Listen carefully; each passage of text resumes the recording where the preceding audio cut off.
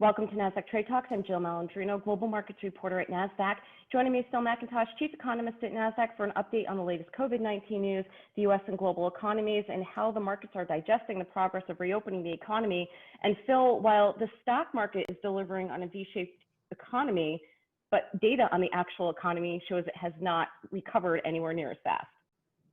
Yeah, it was kind of interesting, wasn't it, a few months ago when everybody was watching the market sell off and everybody being forced to work from home, talking about whether we would have a V-shaped recovery or a swoosh or a W or an L shape even, where we didn't recover very fast at all. And I guess today we can kind of look back and say, well, the stock market has pretty much delivered on a V-shaped recovery. It's back at all-time highs for the S&P 500. The Nasdaq is well above that.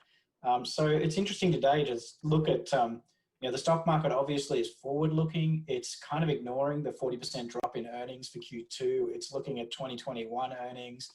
It's looking at low interest rates. It's looking at all the stimulus and saying there's plenty of reasons for the market to actually recover in 2021. And so that's where it's priced already. Yeah, they certainly seem to have overlooked 2020, that's for sure. And, even if we take a look at some of the data that you have presented for us this afternoon, it shows that there's haves and have-nots in certain areas. Yeah, I mean, if we start by looking at sort of a big picture combination of real data, the Fed puts together its weekly economic index, which is pulling lots of much faster velocity or much more frequent data together, but it's got a model that forecasts pretty well where GDP is going to go. And so you can see that initially in April, the model pretty quickly forecast GDP would be down around about 10%. And that's pretty close to where we actually saw Q2 GDP. But what's important, I guess, is to focus on the blue line because it's been trending up pretty consistently.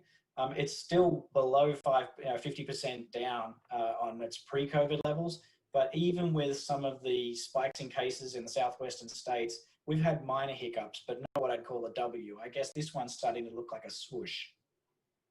Yeah, it certainly does. And even when we talk about retail sales, and you and I discuss this at least once a week, there are certain sectors that are doing well. And I think it's always interesting when we look at sales versus consumption.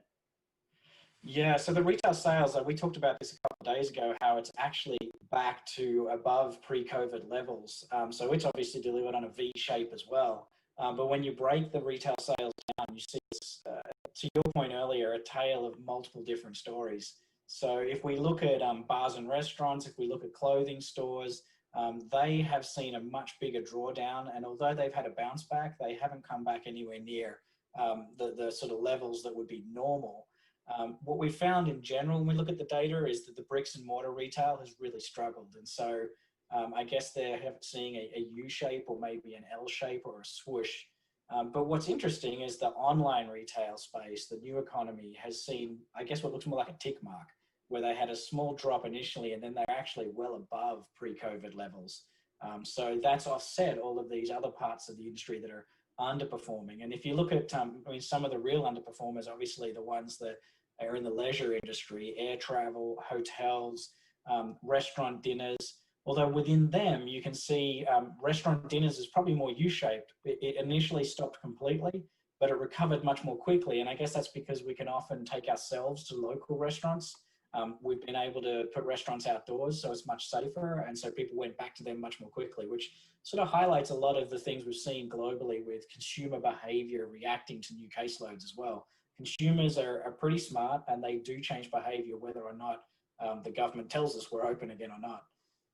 Yeah, and you can also see in the employment data that we're taking a look here too. I mean, those are the two sectors, of course, that were hit the hardest with the lockdowns. Yeah, I mean, the employment generally hasn't kept up with some of the sales and productivity numbers. It's kind of interesting to see that even the V shapes we've seen in spending have not translated to V shapes in employment. So here, even retail employment is still below pre-COVID levels. But obviously employment in accommodation services is well below. Maybe they'll have an L shape or sort of a W shaped recovery as people start to get back. But it's interesting when you break the employment down too, the services sector has been much more hit than the production sector. So anyone that's in producing goods has seen a decent rebound, but a lot of the services are still struggling to get back to work normally. Yeah, it's quite interesting to see how industrial production has recovered quite well. On the other side, though, trade still remains depressed.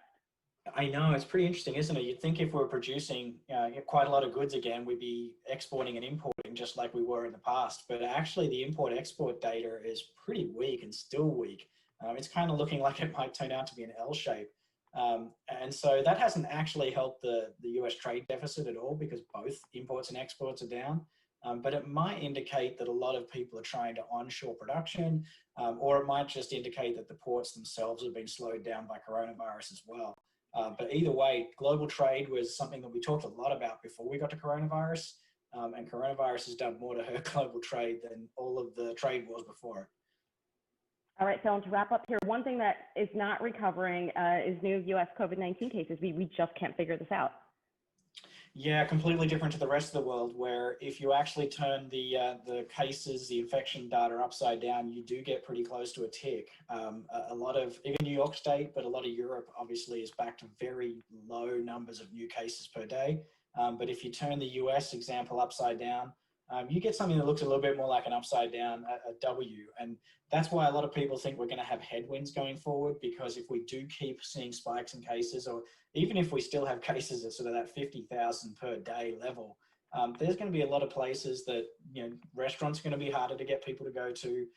Leisure industry is going to have a longer sort of thread until they get people comfortable to get on planes and go and stay in hotels. It's interesting. The death rate at the moment is well below the death rate we saw in New York City, though. So potentially that first spike in New York City in the blue line was actually much worse. And we've talked about that before. There was people that were being sent home because we didn't have enough tests. So we probably undercounted the first spike. In reality, we might be doing better this time round than before. So now that the death rate is caught up to the case rate, we might be actually not quite as bad a W as we think. And that's potentially why some of the economic data keeps coming in above expectations, which is helping the market go up as well. All right, Phil, great stuff as always. Thanks for joining us on Trade Talks. Thanks, Jill. And thanks for joining me. I'm Jill Malandrino, Global Markets Reporter at Nasdaq.